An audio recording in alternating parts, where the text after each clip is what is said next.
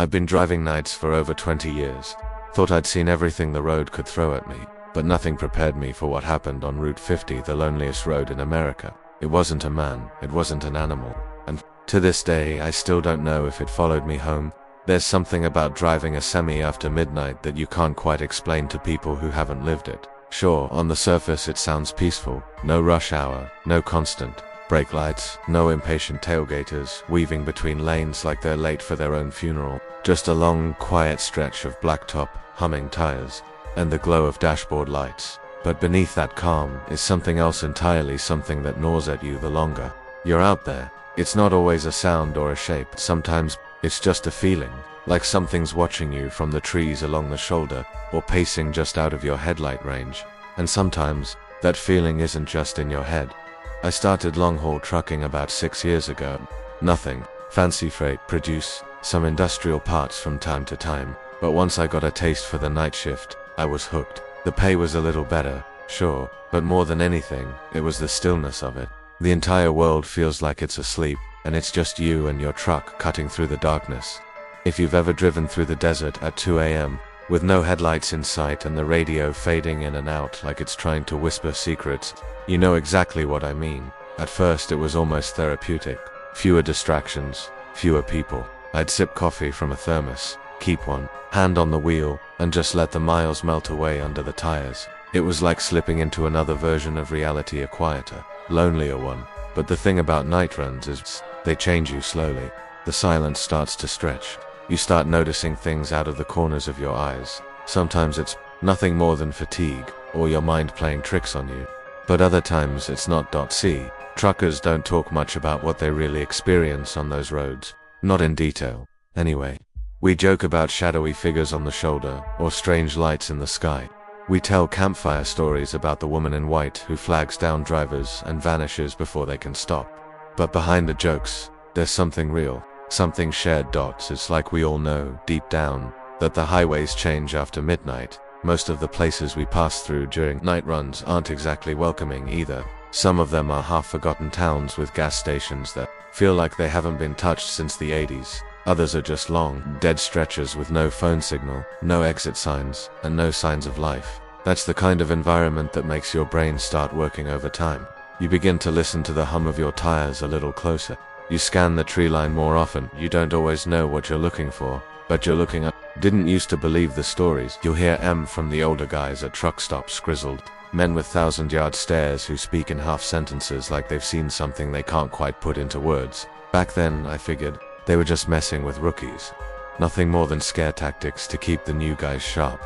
But over time, the jokes didn't land the same way. The more time I spent out there truly alone on the road, the more I realized how easy it would be for something strange to happen and go completely unnoticed. No security cams, no cops nearby, just dark, empty land and one tired driver in a steel box hurtling through space. Sometimes, the worst part isn't the supernatural stuff. It's the real people, the ones who shouldn't be where they are, the ones who wait for someone like you to pull over in the wrong place at the wrong time. It all started for me on one of those late fall nights. I was hauling a load across a desolate stretch between Utah and western Colorado.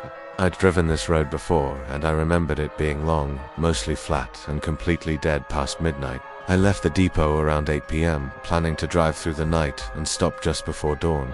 Everything felt normal at first. The same routine: pre-check, load secure, GPS synced, coffee in the cup holder.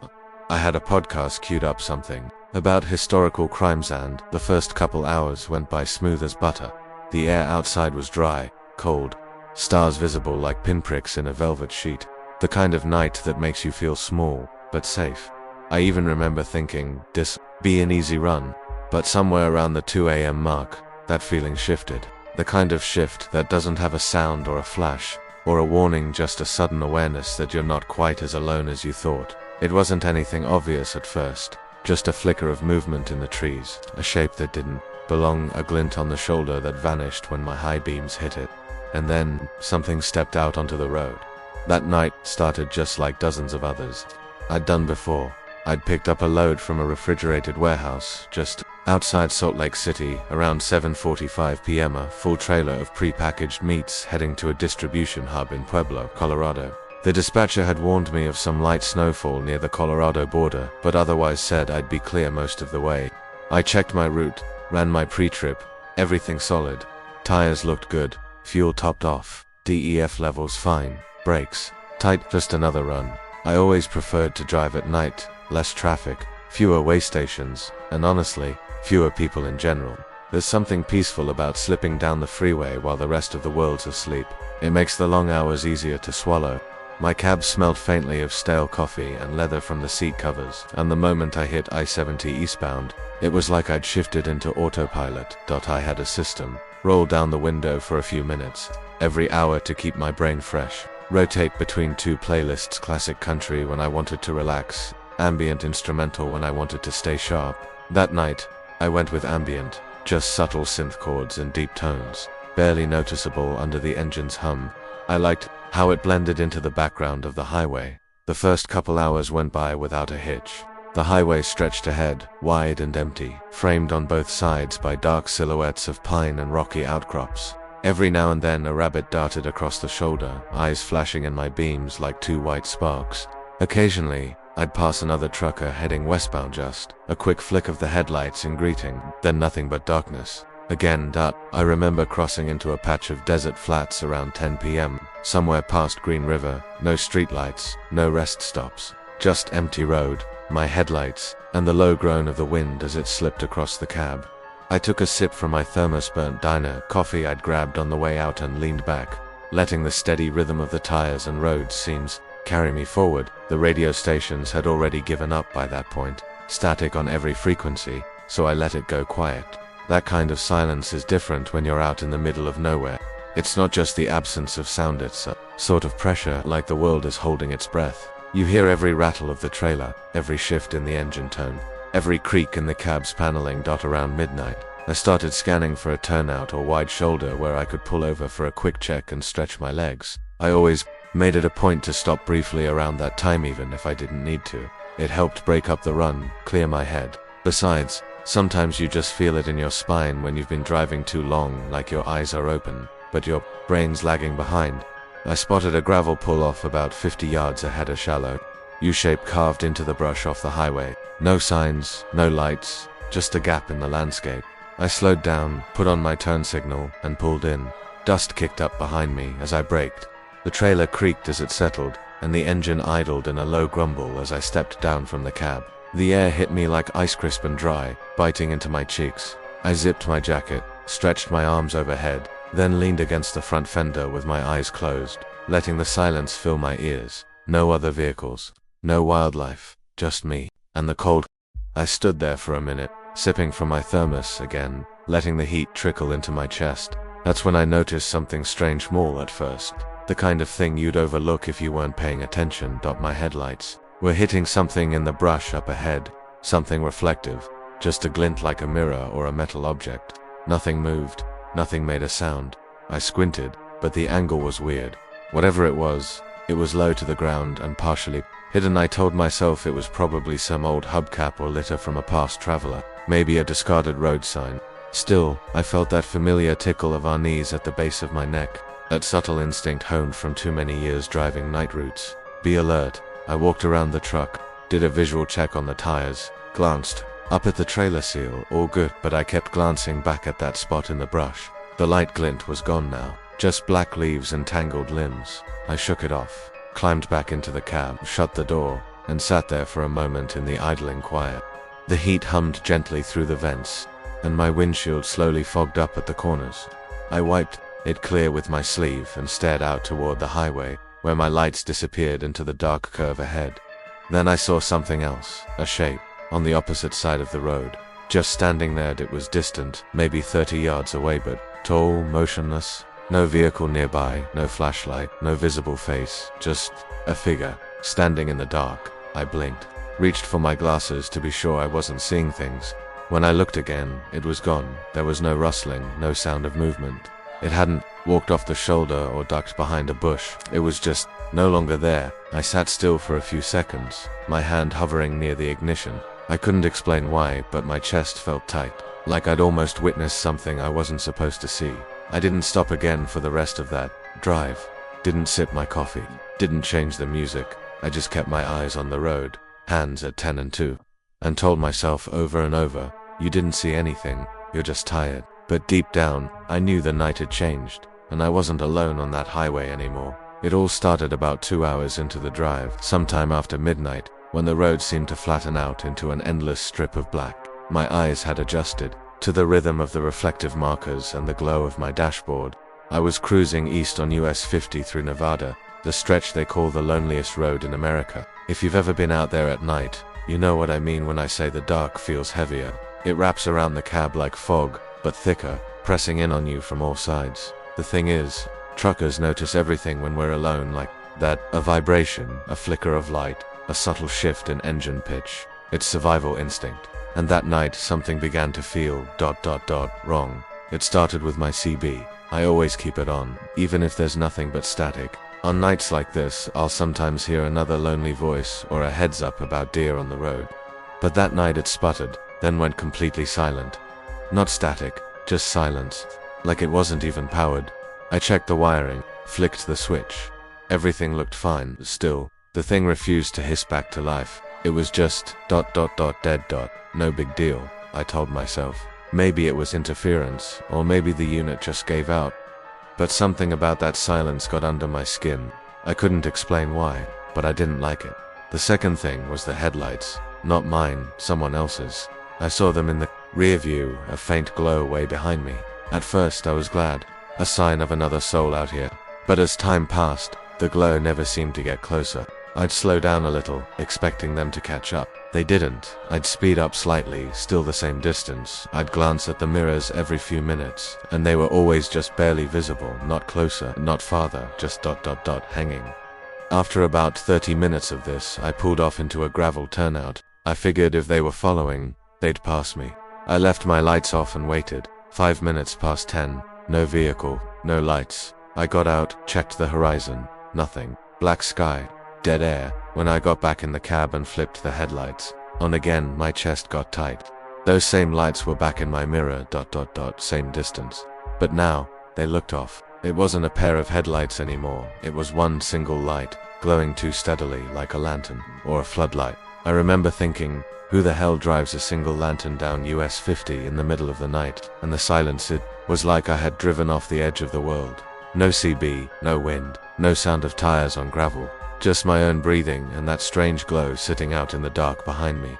Then there was the roadside sign, a familiar one. I'd passed it on. My westbound trip 2 days earlier, welcome to White Rock Basin, Pop 27. But this time the sign was cracked clean down the middle like someone had taken an axe to it. The paint was peeling, but worse. The Pop 27 had been crossed out, and below it, someone spray painted "Stay Out" and dripping red. Now that wasn't there before. I'm telling you, that sign was clean when I passed it going west. There was no spray paint, no damage. My stomach twisted a little when I saw it, because that meant someone had been here since ...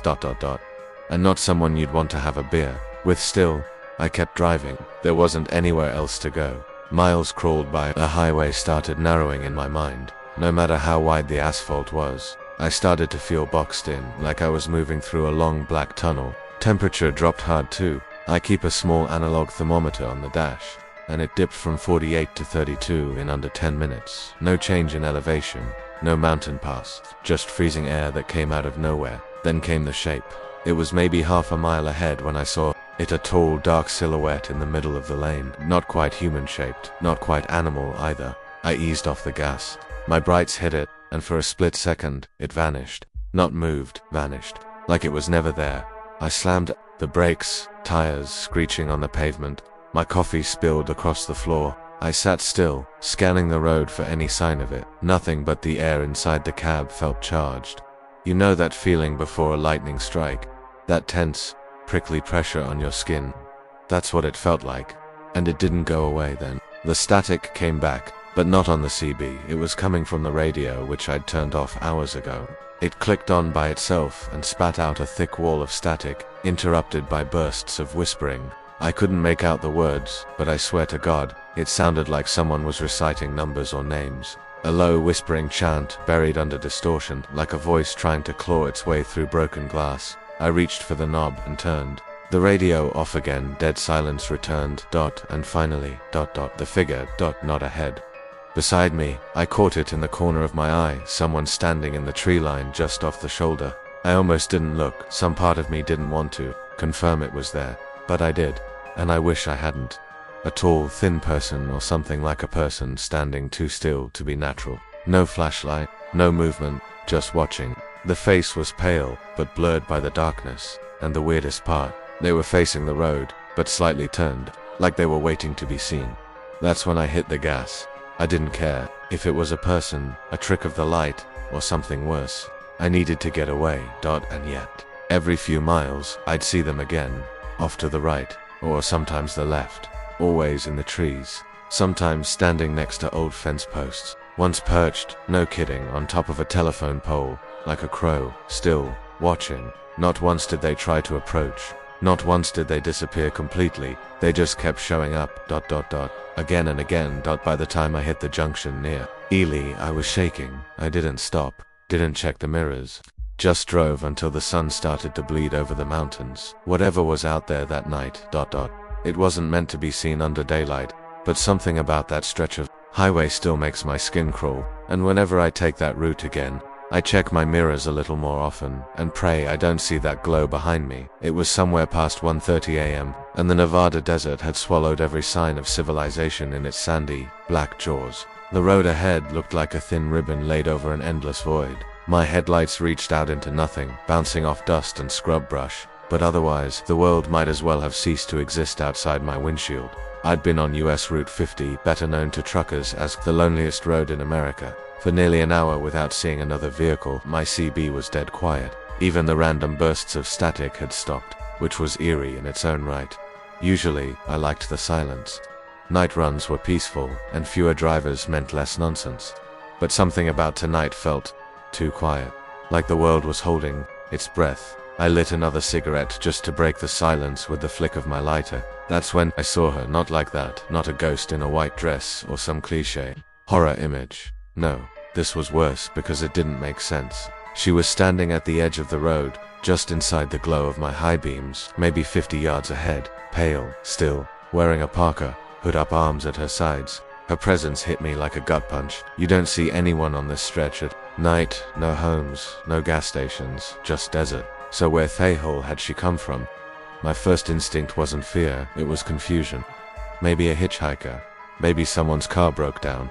But I hadn't seen any hazards on the road for miles, and there were no tire tracks in the gravel shoulder, no car lights, nothing. I slowed down as I approached her, unsure of what to do. It's kind of an unspoken rule among long haulers. You don't leave people stranded out here. Too many horror stories, real ones, about heat stroke, coyotes, worse. But as my rig inched closer, the feeling in my gut twisted from concern to something colder.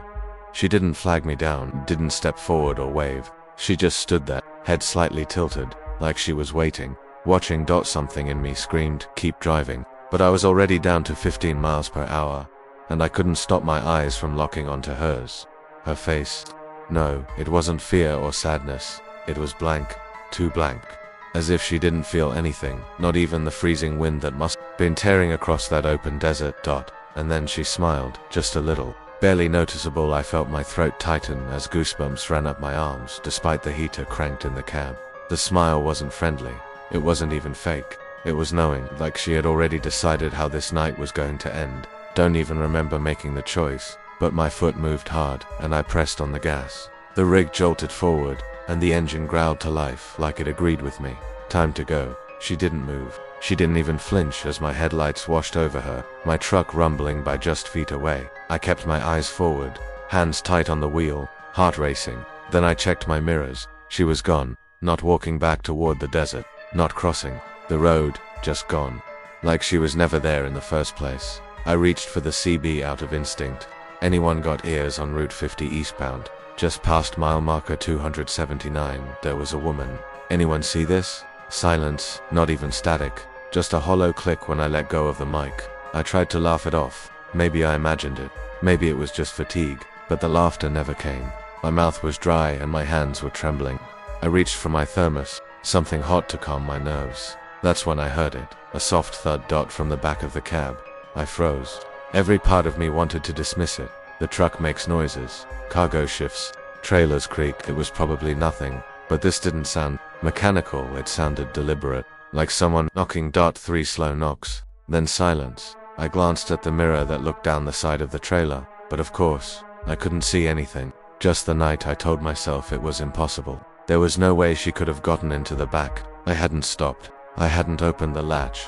I hadn't even braked hard enough for someone to jump on. I stared at the road, kept driving, tried to think of a rational explanation. Then the knocking came again, closer. This time it echoed through the cab. I turned my head just in time to see someone duck out of view behind my passenger seat. My stomach dropped. The sleeper cab behind me was only partially separated from the front. I kept a curtain pulled most nights, but I could feel eyes back there. I knew I wasn't alone. Heart thundering. I reached for the tire iron stashed under my seat. My left hand barely held the wheel steady as I swerved a bit on the narrow stretch of highway. No other lights, no exits, just me and whatever was back there. I braced myself. "Who the hell are you?" I shouted, trying to sound firm. "I've got a weapon, don't make me use it." Silence. I didn't know what was worse.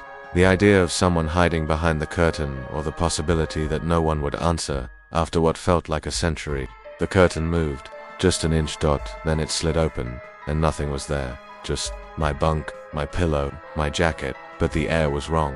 Heavy, cold, and the smell not rot or blood like in the movies, but something far worse. Ozone, like burned electronics and wet metal. It made my eyes water. I clenched the tire iron and backed toward the side of the road, white-knuckling the steering wheel, desperate for a rest stop, a light, anything. Then I looked up into the rearview mirror.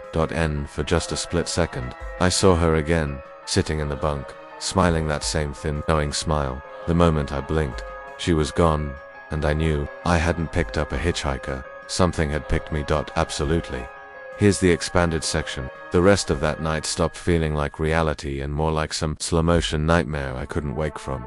After I saw her in the rearview, that fleeting glimpse of her sitting there, calm and smiling like she belonged in my bunk, I pulled over hard. The rig's brakes screamed against the silence as I veered onto the shoulder and slammed it into park. My heartbeat was louder than the engine. I didn't even hesitate. I grabbed the tire iron again, tore open the curtain, and flicked on every light in the sleeper.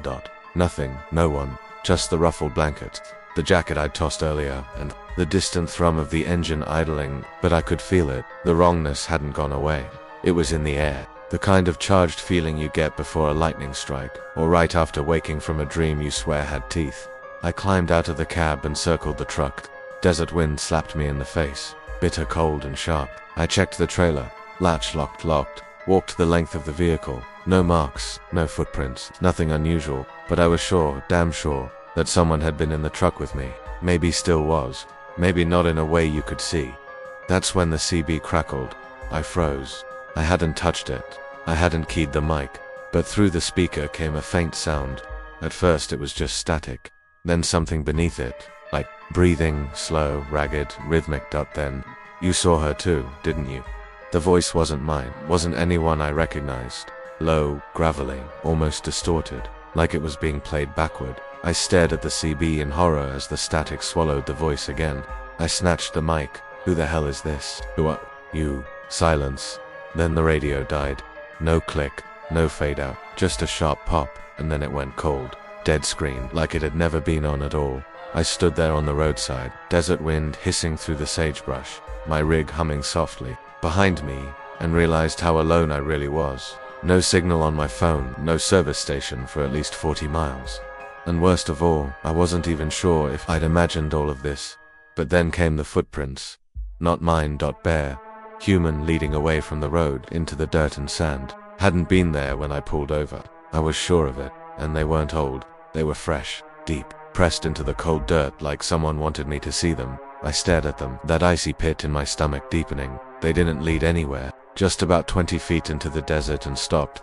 No trail, no turnaround, just ... vanished. Like the person who left them had simply sunk into the earth. That was enough for me. I climbed back into the cab and locked every door twice. I shoved a duffel bag against the curtain to the sleeper. Like that would somehow keep whatever this was at bay. I sat in the driver's seat and forced myself to breathe.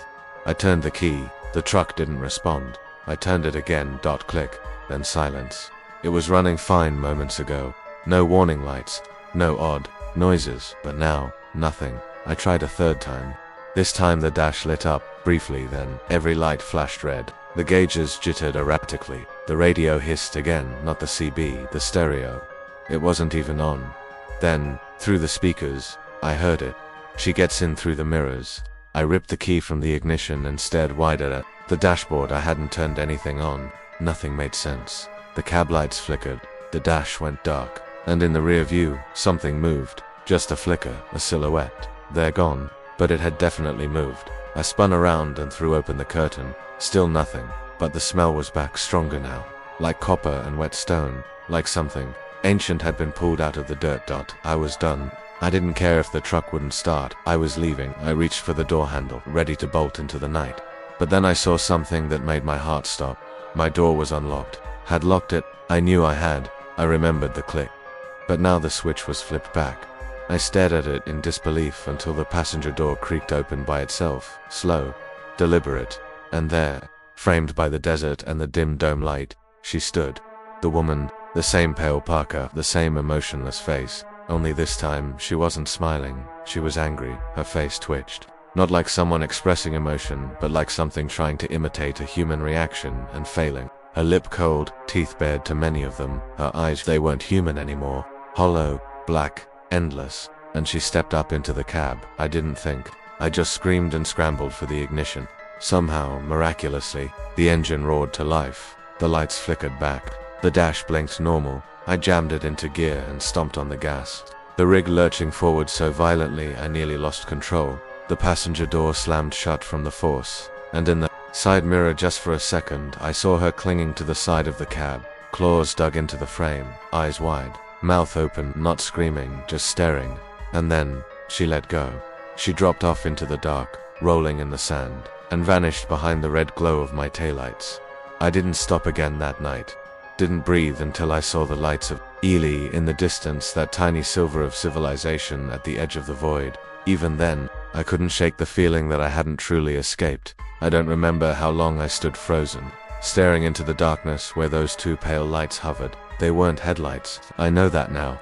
They never moved away headlights. Should they flickered, pulsed, watched. I could feel them scanning me, like a redditor measuring distance before the pounce. And between them, the shadow of that thing tall wrong, like it had too many joints in the wrong places, was just standing there, waiting, but not idle. I saw it lift something. It shimmered in the dark, and I realized with a cold chill it was my CB mic, the one I always clipped above the dash, and somehow, it had it. Holding it like a toy dot, it crackled. Then my own voice came through. "Driver, come back."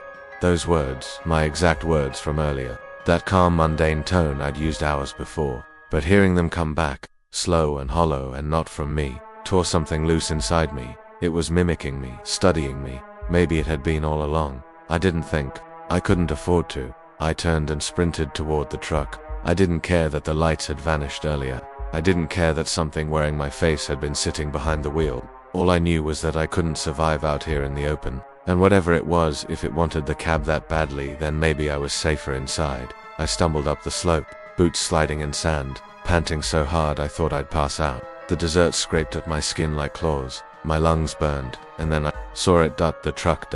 It was back, headlights off, engine dead quiet, like it had been parked there all along. No signs of life. Just my 18-wheeler. Black against the deeper black of the night. I climbed up the steps and flung the door open. My hand hesitated on the handle. What if it was still inside? What if I was stepping into its den? But I had no choice. I threw myself into the seat. Empty. No shadow in the mirrors. No face in the glass. The belt lay limp across the seat like nothing had ever pulled it tight. The CB was where I'd left it. Silent, lifeless. I locked the doors. Started the engine. It rumbled to life like a growl I didn't know I missed. Familiar, solid, grounding. My hands were shaking so hard, I could barely shift into drive. Then I saw them again. Those two, not headlights, but this time they weren't. In the distance, they were in my side mirror. Got closer.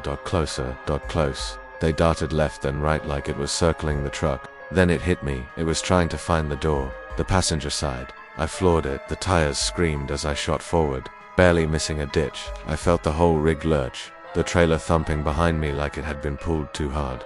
I didn't care. I drove 30, 40, 60, 80, faster than I ever should have gone on a 2-lane highway with no lights. But I saw it every few seconds, in the mirrors, that flicker, that movement just at the edge of the road, keeping pace with me. It wasn't running on the pavement. No, it was off-road, sprinting through sagebrush and gravel and dead trees, moving like it didn't care about physics or terrain, like it had never been alive in the first place. I could hear it again, to dot the tapping, the same nails on plastic sound, only this time inside the truck, somewhere behind the sleeper curtain. Nope. I wasn't checking.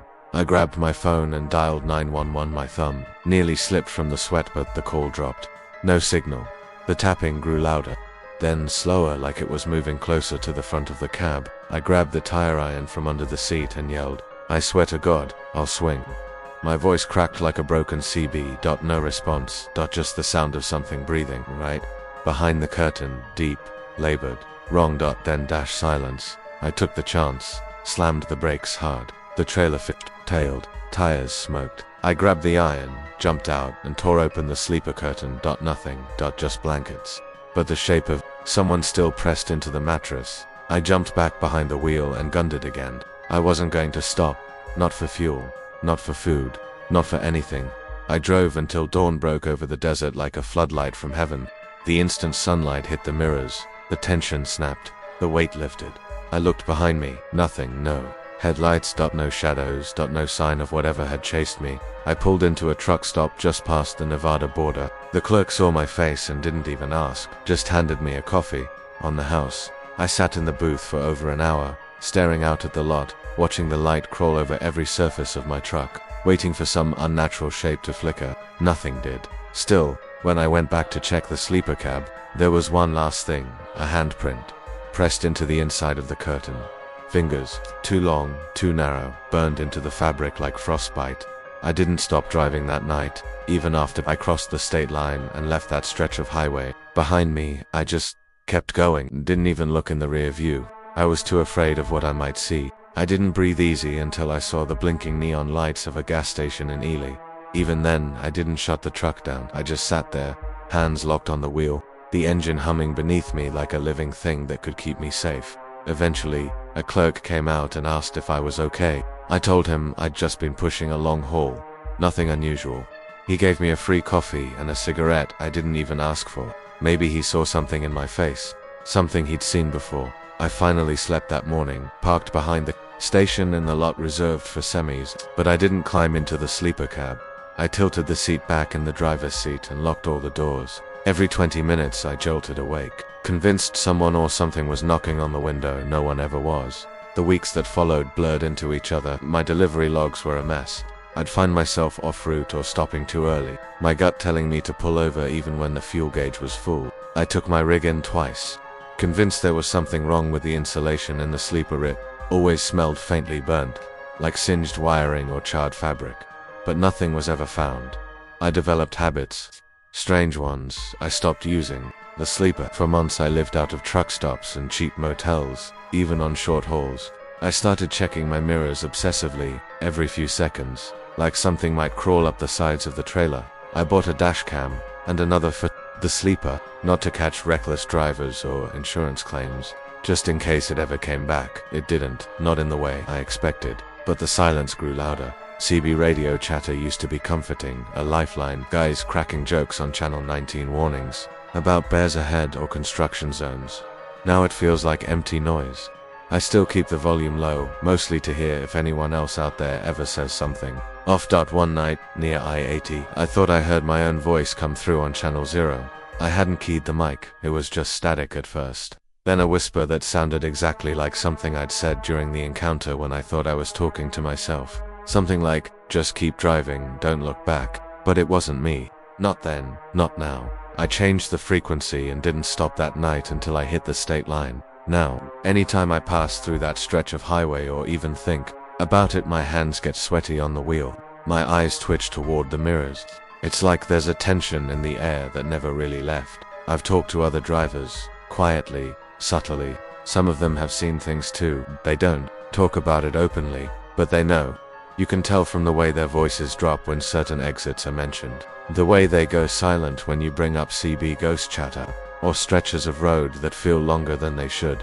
One guy told me about a shadow he kept seeing in his side mirror every Thursday night, always at the same time. Another swore a woman banged on his cab window at a rest stop, but the cameras never caught anyone there. And then there are the rigs found abandoned. No crash, no sign of struggle, just gone. I keep a journal now. Not for therapy, not really.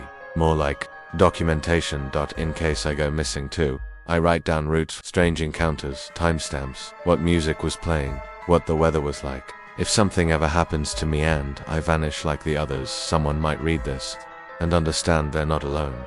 That's the thing, it wants you to feel alone, like no one will believe you, like no one else has seen what you saw, and that isolation is a second skin now. Part of me, I used to love the solitude of the road, the hum of tires on asphalt, the emptiness of desert highways, the stars so bright they feel like they're within reach.